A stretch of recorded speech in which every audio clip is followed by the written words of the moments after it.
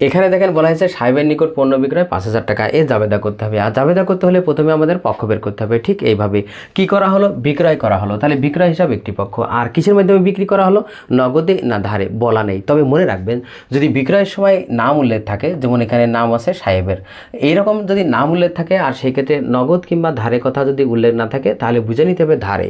তার মানে যার কাছে ধারে বিক্রি করলাম তার কাছে আমরা টাকা পাবো। মনে রাখবেন বিক্রয়ের ফলে যদি আমরা কারো কাছে টাকা পেয়ে থাকি তাকে প্রাপ্য হিসাব বলা হয়। তাহলে আরেকটি পক্ষ এখানে প্রাপ্য হিসাব। তাহলে আমরা আগে পক্ষ দুইটা লিখে নিই, প্রাপ্য হিসাব একটি পক্ষ, আরেকটি হলো বিক্রয় হিসাব। এবার দেখতে হবে প্রাপ্য হিসাবটা কি সম্পদ, আর আমরা জানি সম্পদ বৃদ্ধি পেলে ডেবিট, হ্রাস পেলে ক্রেডিট।